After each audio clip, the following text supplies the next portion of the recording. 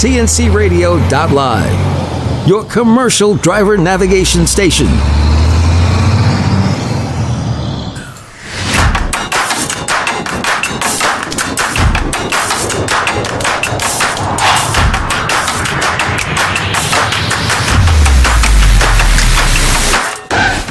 Welcome back in TNCRadio.live. This is Clutch Time Sports.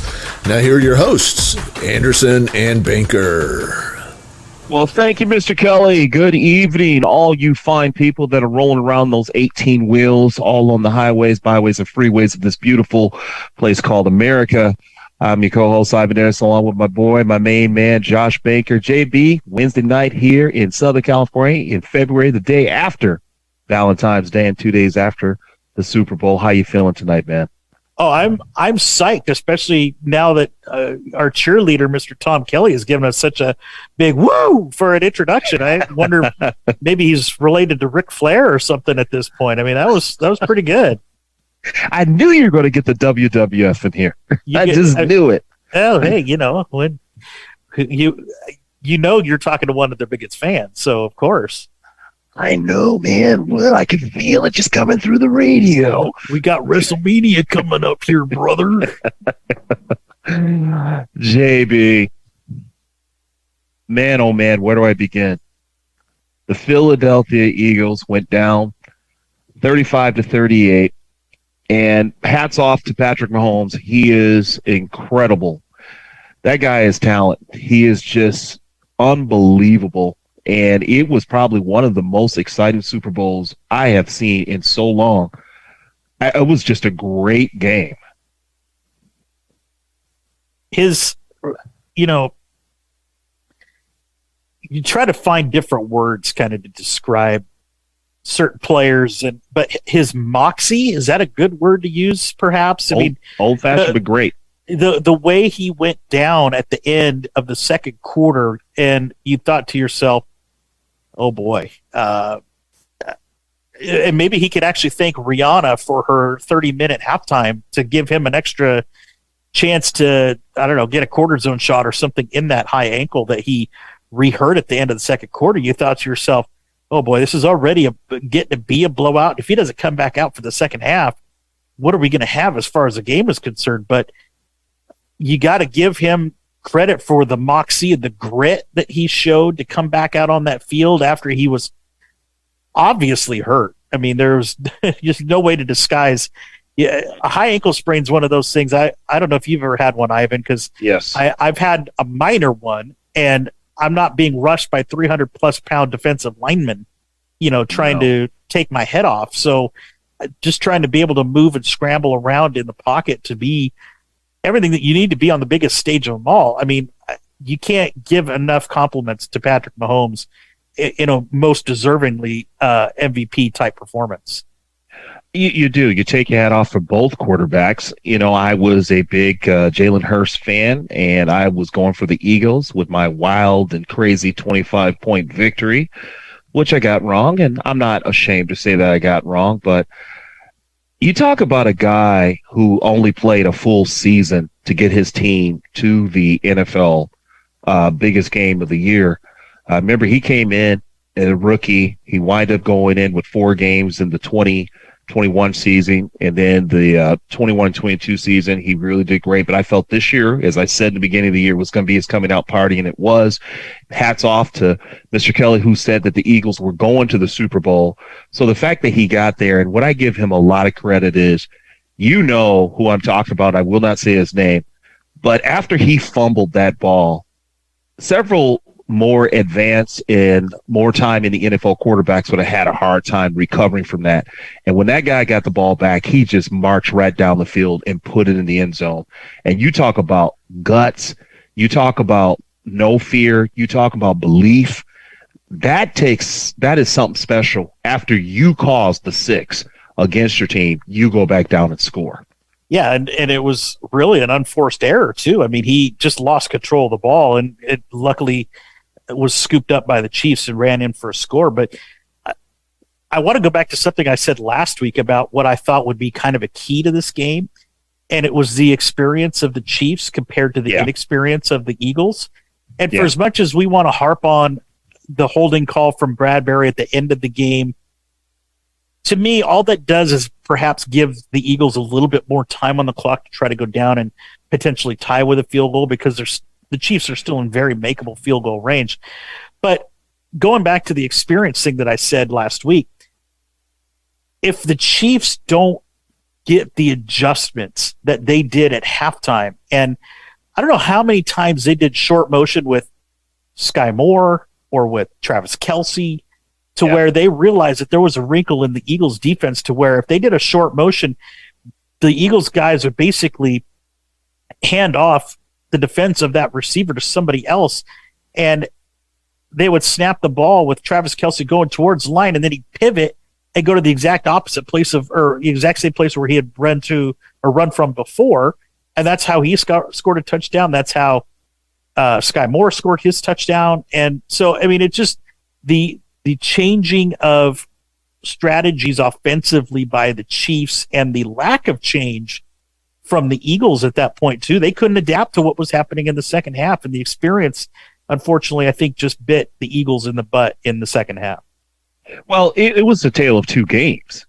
I mean, the Eagles did exactly what I thought they were going to do, and that was control the ball. And I think I said to you last week, I said, well, you know, if they do their normal thing, they're going to eat up clock. And if you watch the first half, that was all the Eagles and the Jalen Hurts show, and Mahomes was sitting on the bench just watching, because they just took their time and marched down the field and kept your defense on the field. And we all pretty much knew, you get Mahomes off the field, you got a good 60-70% chance of winning the game, because he's not on the field.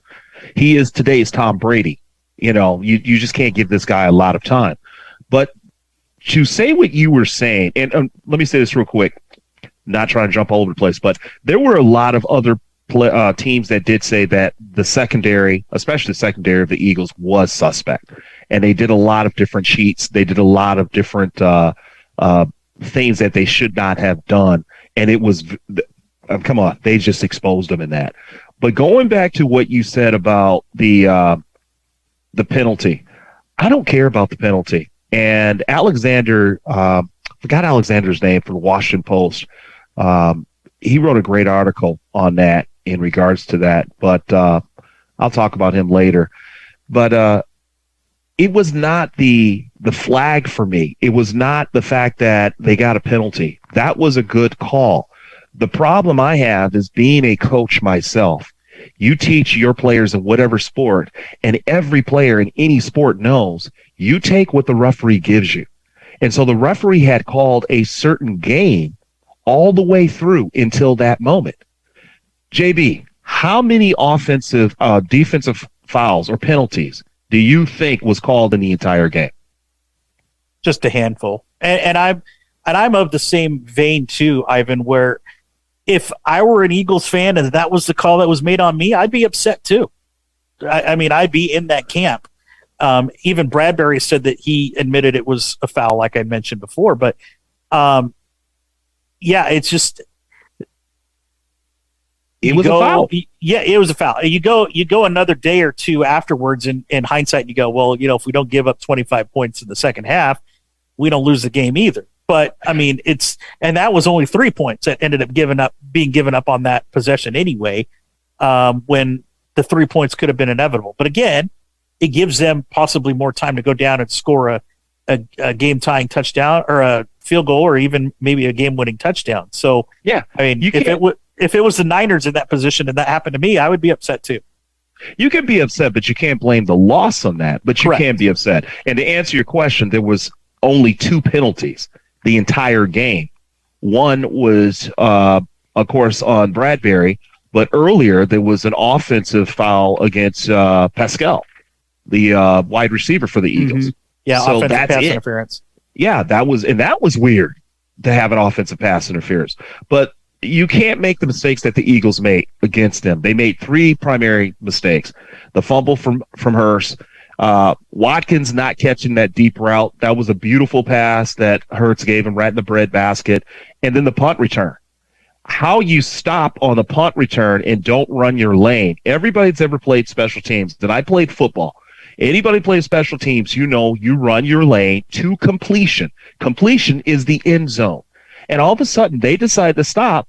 That allowed him to reverse his field, and he runs for 65 yards. I mean, that was crazy. And there's another drop in the inexperience bucket right there. Yep. You can't do that against a team who's been there 3 times and understand everything that's facing them. Yeah. So my hat's off goes. I take my hat off to Patrick Mahomes. He is a great player. Kelsey is an incredible tight end. I don't even think he's a tight end. The guy doesn't run normal routes, and you never know where he's going or how he's going. But for people that didn't think that not having Hill was going to keep them from getting to a Super Bowl, jokes on everybody else but them. Well, and that goes again to the experience thing too. I mean, the experience of Andy Reid, who I think never gets enough credit, in at least in my opinion, to the game plan and the adjustments that they made. I mean, we talked about this a few minutes ago. I mean, the adjustments that they made within the game and at halftime, Eric Bieniemy should get a lot of credit too, because they switched things up offensively. They didn't run as much as they did in the first half, in the second half, and they did shorter throws. And I don't know how many times I heard Kevin Burkhardt or Greg Olsen say, how is the tight end always this open? Because he was. Oh, my gosh. I mean, if that were a drinking game, I would have been drunk by the end of the first quarter. But they're exactly right. It was embarrassing. Kelsey was so open. He could have stopped, had some milk and cookies, paid for it, and walked down the field. He could have grabbed a hot dog vendor and brought him a dog down in the middle of the field at that point, kind of like the Uber Eats guy for McDonald's last week, right? It was ridiculous. I did not realize that their secondary was that weak, or I should say, they need to worry about their defense. Their offense is fine. The Eagles in the offseason they need to thicken up that defense, especially in the secondary from their corner. Well, not the corners, really linebackers and probably safeties. But they got work cut out for them. They've lost both of their coordinators already. Well, that's going to happen. No, it has happened. Well, that's what I'm saying. That's going to happen when you get to the Super Bowl. Yeah. That's going to happen. Yep. Oh my goodness. Time to head to the second quarter, my friend. Let's do it. Let's take a break. Be back for the second quarter. Listen to Clutch Time Sports right here on TNCRadio.live.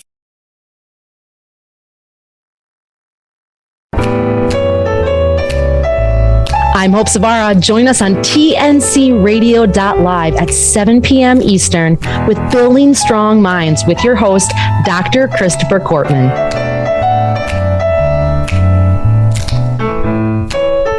6 safety tips for truck driving in hot weather. Driving in the heat can create dangerous situations for truck drivers. Drivers need to take specific precautions before hitting the road in extreme heat.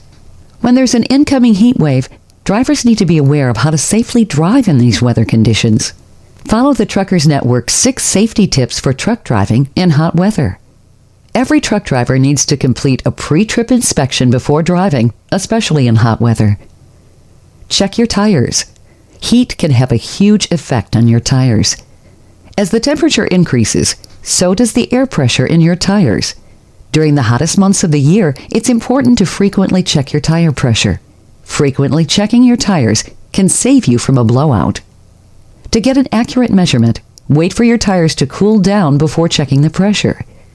The heat and friction from the road causes your tires to warm up, which will cause a rise in tire pressure. Also, don't be afraid to take a break every couple of hours to let your tires cool down. Protect your engine. Not only should you protect yourself from the heat, but you should also protect your engine. One way to keep your engine from overheating is to frequently check the engine oil. The oil keeps the engine cool and keeps the parts running smoothly. Engine coolant is just as important as engine oil. Coolant helps prevent the engine from overheating in extremely hot temperatures. Keep an eye on the coolant temperature gauge while driving. If the gauge goes above the safe temperature, pull over and see what's going on. Failing to look at the situation could lead to engine failure. Also, make sure to check for leaks in the hoses. A cracked hose can lead to engine failure. Check your brakes. Cold and hot weather affect your semi-truck's brakes. When you brake, you create a significant amount of friction and your brakes become extremely hot.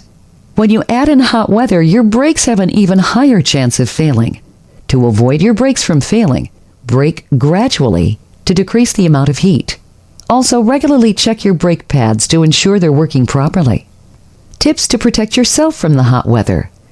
It's just as important to protect yourself during extremely hot weather. Follow these tips to keep yourself cool and safe. Stock up on water. As the temperature increases, you need to increase your water intake. Make sure to always have water in your truck. You never know when you might get stuck in traffic or break down on the side of the road. Wear sunscreen. Many truck drivers forget this step. Even when you're in your truck, you're still exposed to the harmful UVA rays. Make sure to put sunscreen on before hitting the road. Wear light-colored clothes. Light-colored clothing reflects light, and dark-colored clothing absorbs it. Wearing light-colored, loose-fitting clothes helps you stay cooler and more comfortable. As a professional driver, the engineers at Front Lane know that you remain focused on the road regardless of weather and traffic conditions.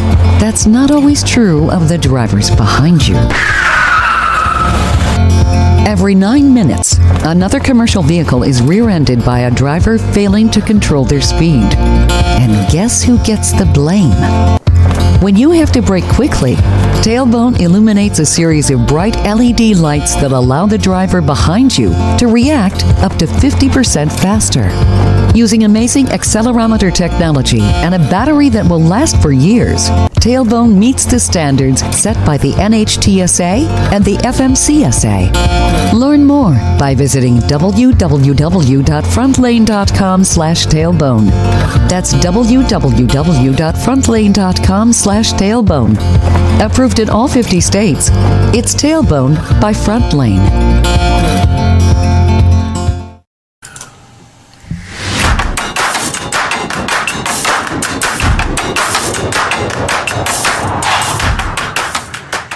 Well, we are back here at Clutch Time Sports, and we all know it's the second quarter, and now we know what time it is. Mr. Tom Kelly, you have some questions out there in Radio Land. You betcha. It's time for Kelly's Corner, and I've always got something cooking over here. First thing we got to do, though, is go back and look at how things turned out from the Super Bowl. We spent some time last week looking at some prop bets, and very interesting results here. Kind of mixed. We said coin toss. Ivan said Kansas City would win it, and defer, by the way. He did say that. And Josh said Philadelphia would win it. Kansas City did win the coin toss and defer. The national anthem, Ivan said over 2 minutes and 5 seconds. It was actually 2 minutes and 2 seconds. How about that for, you know, they get the line right, don't they? Yeah. Yeah. Josh said under. Josh took that one. Both said there would be a scoring drive under the time that it took to sing the national anthem. There was one scoring drive near the end of the first half, 1 minute and 22 seconds. Wow. So both got that correct. Awesome. There was a lot of confusion at the end of the day around M&M commercials and Dorito commercials and all that kind of stuff. At the end of the day, it was Doritos who actually had the first commercial after the first play over M&M's. And no, Maya Rudolph will have nothing else to do with M&M's. She's gone. So the gang is back, and Doritos took that one. Josh, another one for you. Would anybody score an octopus? Ivan said yes. No one did. Josh said no. Jersey number. Yes. Jersey number. Who scored the first touchdown, Ivan? Mr. Hertz, And what's his jersey number? number 1. And so who won that one? Me. Yeah, there you go. Josh thought it would be over. I think he was kind of leaning on that Kelsey, because Kelsey's always open, which, again, as you guys pointed out in the first quarter there, what? How? I mean, how can you leave? Whatever. He ended up being the first scorer for Kansas City, so do I get a a half credit for that one? No. But Oh wow! I would give it to you, JP. No, that's he all right. did score first. A Gatorade, nobody got this one right because nobody saw this one. Purple? Yeah, that made no sense. Are they trying to match Purple. the paint on the field? Yeah, what I was said blue, didn't I? You said blue, but it wasn't blue. Yeah. It was purple. Wow, Yeah. that's shocking. It was grape. It's like, what? Yeah, that was kind of weird. And then finally, we got a big surprise. We weren't surprised that Mahomes got the MVP, but who he thanked first was a surprise. Who did he thank first, Josh? I honestly don't remember. He said he got the mic because first they were talking to Kelsey, and then they handed the mic. Kelsey kind of, after getting bleeped a couple of times, they pushed it over to Mahomes, and Mahomes said, "First, I've got to thank The Lord. my teammates." Oh, Oh wow! My not Clutch Time teammates. Sports? No. That was later on in the speech. They had already switched off the microphone by that point, but he just kept right on talking anyway. And of course, on the parade, they spent a lot of time talking about us. But yeah, so that was a big shocker. Never thanked God at all during his speech. He thanked his teammates. He thanked the city. He thanked the coach. And then then he was high-fiving and stuff with Kelsey, and that was that. So he forgot about it? He forgot about it. Yeah. All right. So Well, he was out there saying it on the news, Yeah. on his interviews and things of that nature. So you said something at the beginning of the last piece there, Ivan, which is where I wanted to start with our questions on it, get your opinion on things tonight. But the first question was, in the history of Super Bowl games, just, was this a great game? Was it not a great game? Does this go down in history as a great game, an ugly game? How will history look at this particular Super Bowl game? It actually will go down as one part two. It would be Appendix A. It would be probably one of the greatest Super Bowls that we've ever watched, but the appendix would be the most anticlimactic at the same time. Interesting. Josh, your take. Yeah, I mean, from what I remember, it's the fourth most watched Super Bowl of all time. Third now. Third. Okay, my Okay. apologies. But it was one of those that I agree with Ivan. It was just anticlimactic at the end because of the way it ended. But you can't blame Kansas City for trying to run out the clock, and it was a great play to slide right there before the end zone so that the Eagles didn't have a chance to use any timeouts or to use up more clock so that the Eagles didn't have a chance to come in on tie. But yeah, I didn't have a dog in this fight, so to speak, and so for me, one of the greatest Super Bowls will always be the second Niners and Bengals Super Bowl when Montana drives the Niners down the field and scores a touchdown to John Taylor with under a minute left to win that game. But you got to put maybe in the top five. I mean, the Super Bowl comeback of Tom Brady down 28-3 is up there too. As far as pure entertainment was concerned, there's very few that rival what we just saw. Yeah. Good. Okay. Would you classify the Super Bowl? I'll go back to you, Josh, on this one. Would you say that Philadelphia was outmatched, out quarterbacked, or outcoached?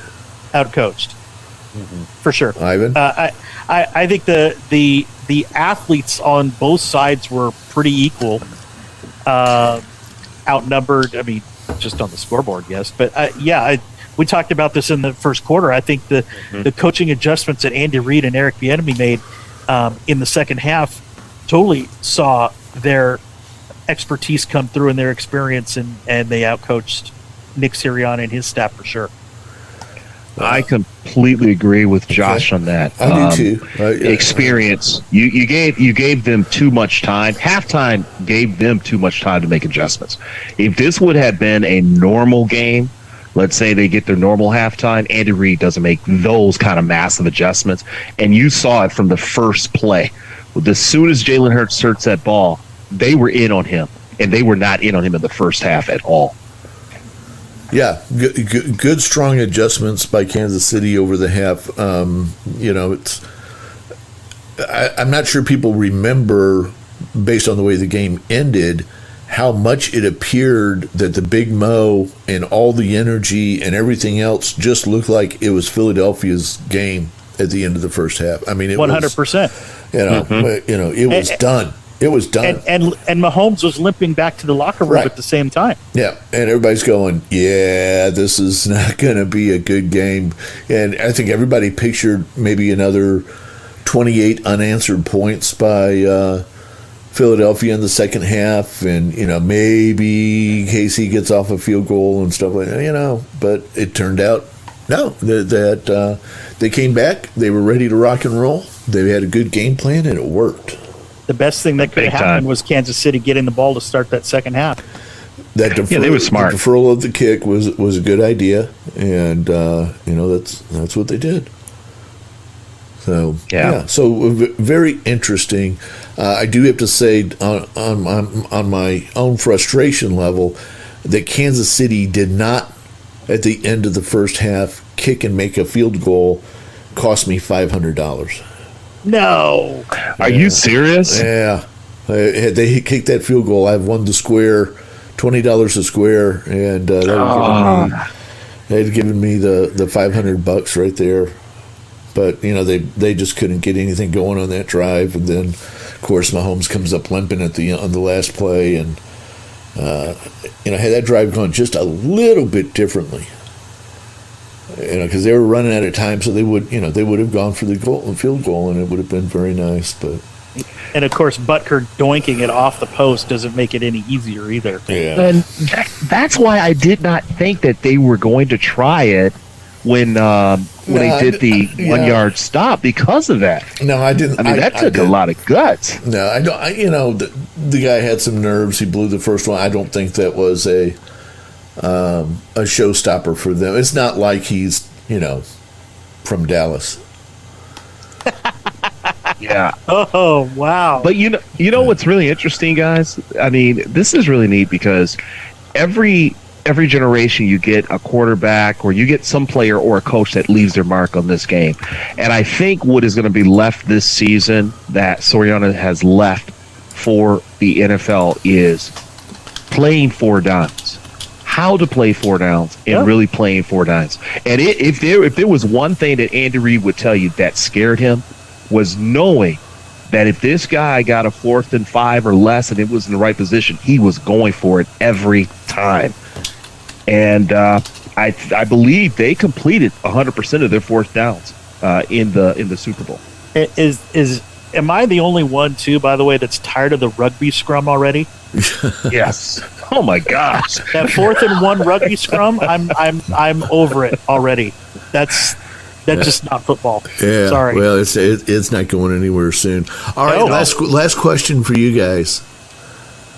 Who will be in the Super Bowl sooner? Dallas Goedert or Dallas Cowboys? You already know my opinion on that, Tom. I don't even have to say it.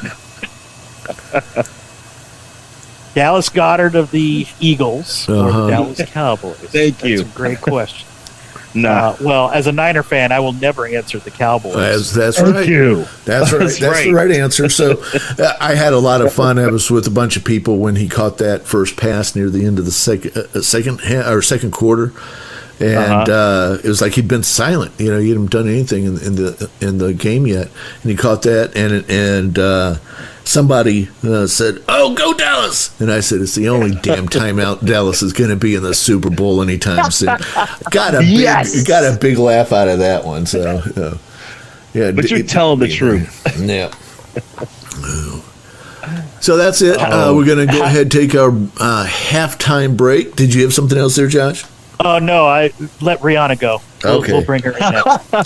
Yeah, I'm sorry. I tried to be a fan, and Yeah, I couldn't do it either. The bumping the butts in the air. I turned to my wife, because I was home at that point, and turned to my wife and said, I know this is supposed to mean something to people, and I just don't get it. What's the what? My favorite meme of the weekend that I saw was somebody posting a bunch of those guys in the white jumpsuits coming out of the tunnel, like they were the Chinese spy balloons. That's what they were referencing to, and I could not laugh any harder. They're bringing more out of the tunnel. Yeah, I got my meme out there, and it got around a little bit. I showed you my meme right before the end of last week's show, didn't I? I think so. Where it was the Phillies coach talking to the kid from Karate Kid saying "sweep the leg." Yes. Oh, yes, that's right. Yeah. So I did not know. body bag. I didn't know Rihanna was pregnant. I had no clue till she turned to the side, and I was going, Yeah, wait a minute. Nobody knew that, and more importantly, nobody cared. Nobody cared. No, they did. Rihanna's I got a pregnant. surprise for you. They put out a big press release, and the entire United States went, okay. Whatever. That's the way it goes. Yep. All right. Hey, we're going to take a break. We'll be back in just a couple of minutes. This is Clutch Time Sports on TNCRadio.live. Stay right there.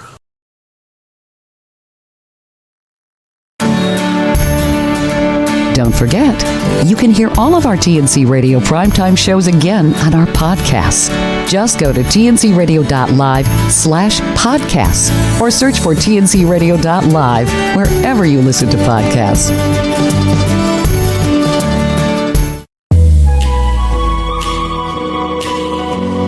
Hi, I'm Dr. Christopher Cortman, and now for the Mental Health Minute.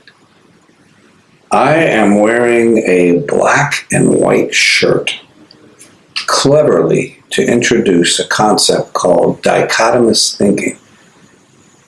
Dichotomous is two colors, black and white.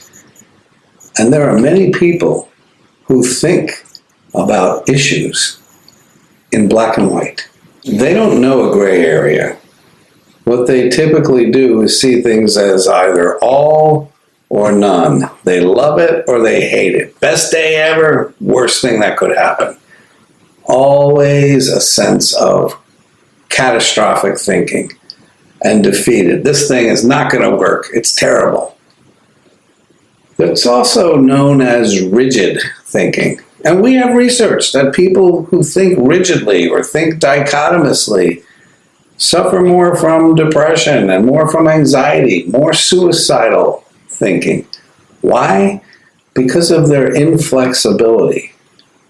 You know, one of the hallmark signs of physical health is flexibility. If you take a person who can bend down and touch his toes or her toes without bending the knees, that's a good sign, especially when compared to a person who could barely get past the knees. Well, the same thing's true about thinking. One of the hallmark signs of a healthy person emotionally is their flexibility. They have the ability to roll with the punches. Things don't always go your way in life. But the flexible thinker is able to say, that's okay, we'll work it out. You know, the new restaurant has a 2-hour and 45-minute wait. No, we're not waiting that long. Let's try this other place. You know, the movie we wanted to see, it's sold out. That's all right. We'll catch up to it in a couple of weeks. Let's go see this one. The flexible thinker finds a way to survive. The dichotomous thinker causes issues for self and for others. Practice being a little more flexible. Now I got to change my shirt.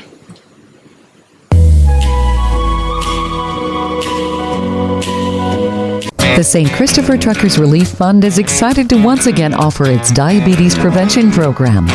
This free CDC-approved year-long program begins February 7th with live webinars focusing on nutrition, movement, stress management, sleep, and more. Sponsored by Southern Recipe, this program is for those at risk, not already diagnosed with diabetes. Visit our website at truckersfund.org. Take the risk assessment located under the Health and Wellness tab and register today. Turn.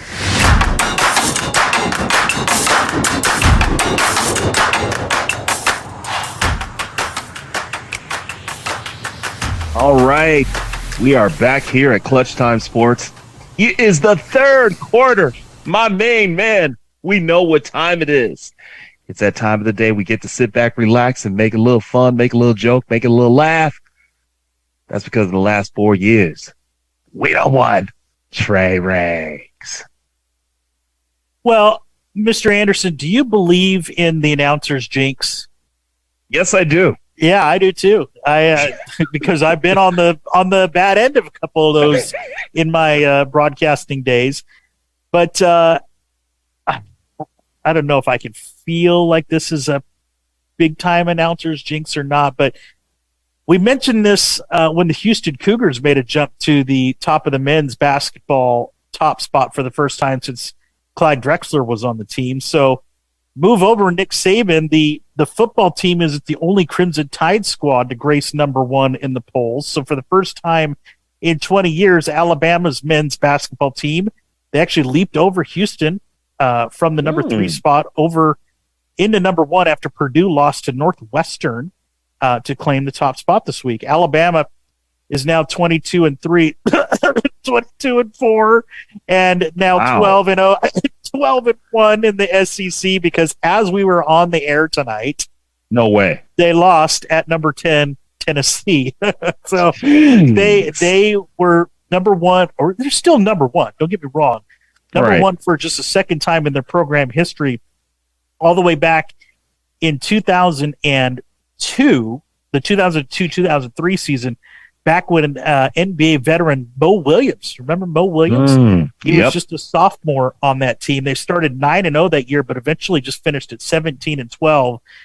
But yeah, the announcer's jinx. I mean, I'd written this down. It was all ready to go, and they started their game at 4:00 local time here on the West Coast, and they lost at number 10 Tennessee today. Jeez. So my bad. I'm just trying to do business, Alabama. My bad. They had never started 23-3 on a season, and they won't tonight because I announced their jinx on them.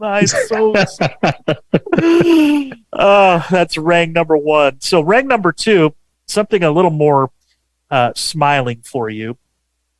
A few weeks back, remember I talked about being at a Clippers game and getting to see a Philly fan look like he had won the lottery when James Harden gave him his sneakers at the end of the game. Well, we now have a viral video that proves again that the game is still just as fun as ever and that fans matter. So I'm guessing that you probably saw this, Ivan. Saturday night in San Francisco, as the Lakers played the Warriors, 12-year-old Laker fan Gaia had asked for courtside tickets 3 months ago, thinking that LeBron would possibly break Kareem's scoring record on that night. Well, she was disappointed and excited all at the same time, knowing that she did not get to see him break the record, but he had did that the game before. But she was even more bummed knowing that she was sitting courtside and seeing that LeBron wasn't on the court because he was hurt and wasn't going to be playing in the game. And she did not know if LeBron was even going to be there in San Francisco. Well, he did make the trip and actually ended up sitting at the very end of the bench right next to her.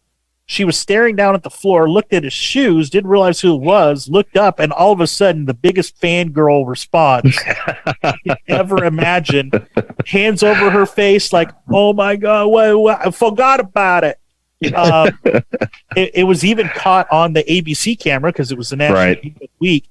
And ABC sideline reporter Lisa Salters came over to interview her in the second quarter while pretty stoic LeBron James kind of just remained fixed on the game. Well, they actually did talk. The fairy tale night ended with the Lakers win for Gaia and a post-game interaction where she ended up getting a photo and a high five with the king. And LeBron even said at the end of it, "This is exactly why I love what I do." So if you're on Instagram, Twitter, or just go on Yes. YouTube and the internet, the reaction from Gaia is priceless. It is just like, again, like she just won the lottery, and that's exactly what sports is supposed to be all about, right?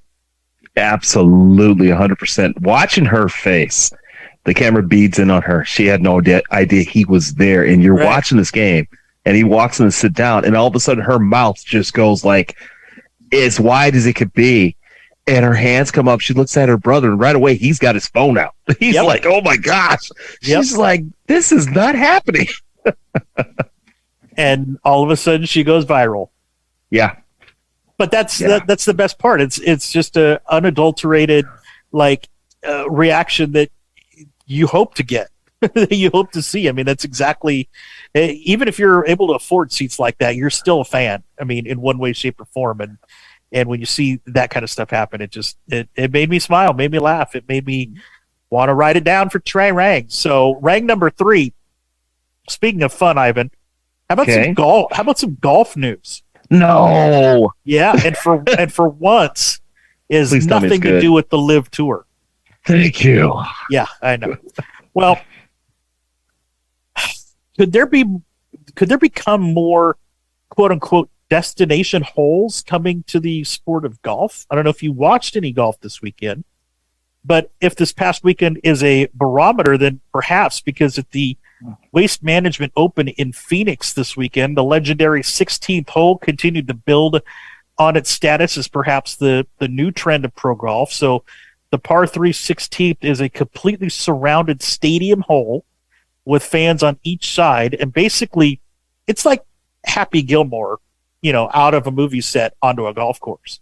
So this year, fans arrived as early as 4 a.m. to get seats to this party, which obviously hosted both Chiefs and Eagles fans because they're right outside of Glendale, Arizona, where the Super Bowl was. Mhm. And alongside Chiefs and Eagles fans, there were themed costumes like a bunch of college brothers from USC dressed as a bunch of bananas, or a group of college kids from Pittsburgh dressing as an army of minions with Gru, by the way, and a group of Minnesota fans dressed up as Mario, Luigi, and Mario. Hey, it's me, Wario. Woohoo! So nearly 20,000 people cycled through that one hole alone this year, and almost 300,000 people packed the course to watch golf. And if you watch any of there was a hole in one there last year, and the debris that came from the stands, beer cans, glasses, all these things. I mean, it's interesting because we actually talked about this off air as well, about baseball starting up and the rule changes that are being made. One of them is, the bases are going to be bigger. And Alex Cora, the manager of Boston, said that they remind him of pizza boxes already. So the question I have for you, Ivan, it feels like sports are evolving as we end Trey Rang's here. And we got a couple minutes left here in the end of the third quarter. And Tom, if you want to jump in on this too, you're certainly more than welcome to. But are we starting to cater more towards the fans and perhaps ruining some of these sports? Like golf is kind of known as a gentleman's game, and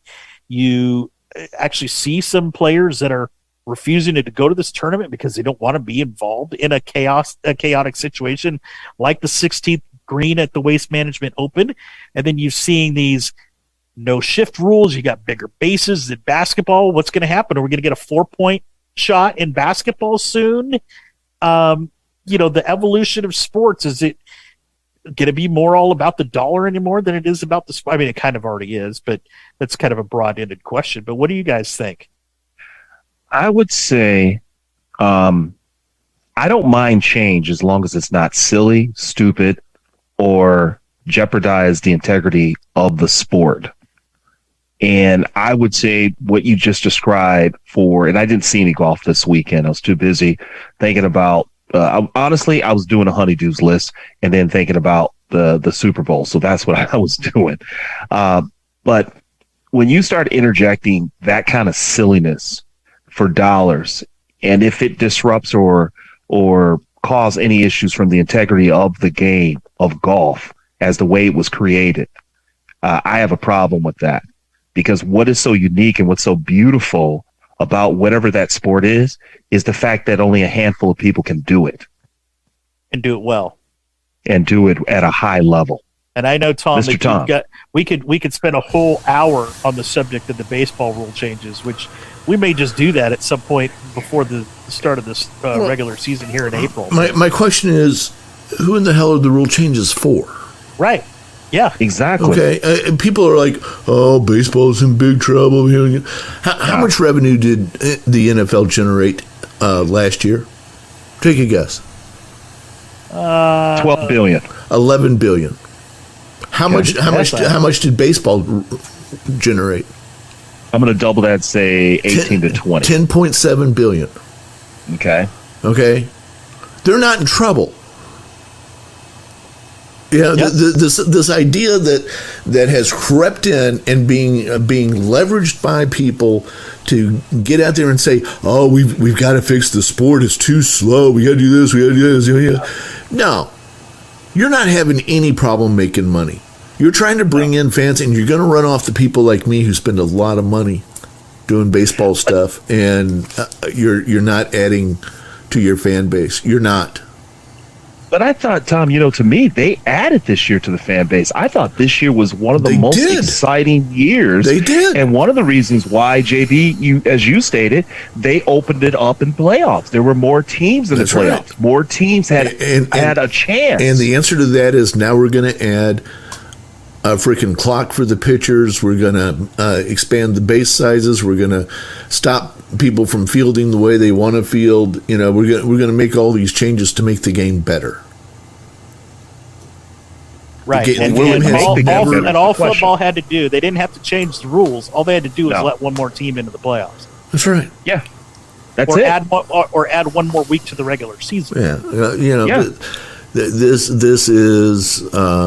This is crap, and it's happening across all the sports.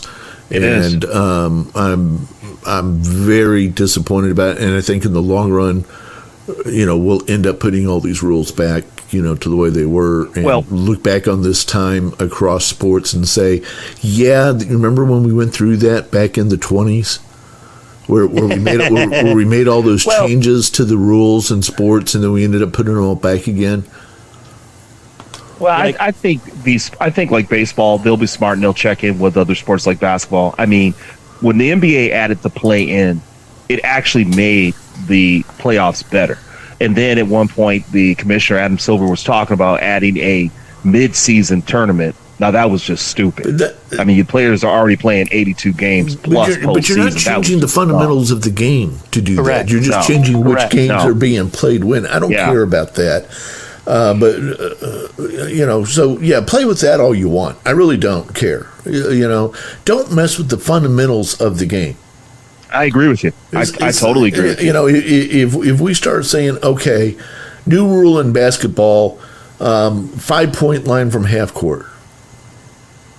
Yeah, that's stupid. You're not changing the fundamental of the game. Yeah. Okay. Yeah, and I don't get why they're trying to. The only rules, I was reading the rules real quick, guys, as we were talking about early for baseball. The only thing that I see that I agree on the rule changes as I'm reading this real quick is the pitcher disengaged from the rubber. The amount of times. That would probably be, out of all the rules that I see, would be a good rule change. Why? Well, they're limiting the amount of times he could do it. Why? Well, I don't know how many times. I would have to see what is the average time a pitcher decides to disengage. from Why? the rubber. Again, you got to show me where the problem is here. Well, if it's adding useless time to a game, that's why I said I would need to see the evidence myself. Who cares about? They just went from 10.3 billion to 10.7 billion. What's the issue? Well, what do you think about the clock? I don't understand the pitching clock. I think it's crap. Why? I thought it was. Why I don't understand why they even want to put it in, because I didn't find a problem with the pitching time If we were last sitting year. here going, you know what? We were at 10.7 billion. We're down to 5 because the games have gotten long. I'd be all over this. I'd be like, yeah, we got to make some big time changes. People are giving up on the sport. We got a real problem. We don't have a. We're fixing something that's not a problem. They're making more money than they were. But why are you increasing the size of a base? I don't get that. Why are you making the bases bigger, JB? To increase the running, to increase the running game. We already had some great Steelers of our time when baseball was a stealing game, but it's not a stealing game now. Look, here's the thing about every sport. It goes through its own natural changes, and you have to let it go through its evolutions as it goes through its evolutions. You know, the West Coast offense. I don't care if you love it or hate it. It changed the game of football. It didn't change any rules. It changed the way we played the game. Okay, and the first time they threw a forward pass, it changed. You know, and you know, so these are parts of the game that happen over time, and you just let them naturally happen. You don't impose. Hey, I've got an idea. I agree. Let's make the bases bigger. Oh, I know. Let's put in a pitch clock too. Oh, you know what else we ought to do? You know, this is you're tinkering with the heart of the game, and I don't know what point you break it. I'm not excited about this year. I'm always excited about the day the pitchers and catchers report. I'm not excited about this year. I think we're going to really regret this year. Hey, Major Leagues, if you can't hear it, you're messing with the man's sport. Don't mess with the man's sport. Josh, if in football we implemented a penalty box starting next year, okay, and when you do any kind of penalty that involves holding or something like that, you miss the next 3 plays.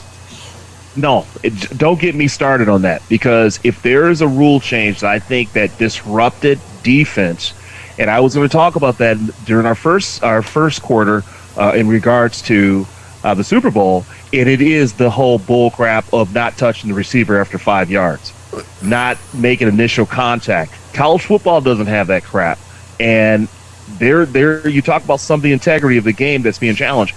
They've made it so that the NFL is a hyper offensive objective, because if you look at the cornerbacks, the safeties, the defensive backs, they're almost in a position where they can't even play defense against the receiver or slot backs or split ends or any of that stuff. So I've seen that evolution already. So I agree with you. Leave baseball alone. Let it naturally take its own changes. It will fix itself. It will fix itself. You know, it was bad enough. I'm still mad that they lowered the pitching mound after Bob Gibson had a great year back in the 60s. Wow, Maybe you haven't said anything. Hey, I'm enjoying the show, man. Trey Ranks has turned into an extended third into fourth quarter here. Yeah. We lost the quarter there, but so we're going to run it all the way home here in the next 2 minutes. But guys, we're the fans. We spend the money to go to these games, and I don't like the way that the commissioners of the sports now have put themselves above the sport itself. And every one of them's doing it. Every single one of them's doing it. And trying to get creative and fun and, whatever it is they're trying to do, trying to make a legacy for themselves, I think, in most cases. And it's not right. It's going to break the game. And then they're going to say, well, you see, if only we had implemented these rules earlier. No. And I agree with you. Tom, because if there was anything we said during the baseball season and towards the end of the playoffs as we were heading to the home stretch into the World Series, this was one of the most exciting baseball years, probably in a couple years. You had the playoff systems the playoff had expanded. You had what was going on with the Yankees and, chasing the home run, 60 home runs. And I think if they really did some analytics, they would find that they picked up a lot more fans. They turned on a lot more kids to play the sport, and they didn't have to do all these crazy whatchamacallits, as my dad would say. to change the sport. Well, Let it be. What I'm excited of what baseball they this changed year. in the sport was rules about whether or not somebody's throwing at somebody. There's where you slow down the game, because the thing of it is, when you walk up to face a pitcher who's throwing the ball at 100 miles an hour, you should be scared. You shouldn't lean in with a bunch of armor hanging off your arms and legs and all. You should be scared. It should be a tough thing to do that. And instead now, that's where we started making mistakes. Hey, maybe we'll continue this discussion on our next sermon here on Clutch Time as a matter Sports. of Here fact, I am next canceling. Wednesday. I'm canceling the rest of the shows tonight. We're just going to stay on this till we get it all. Guys, we got to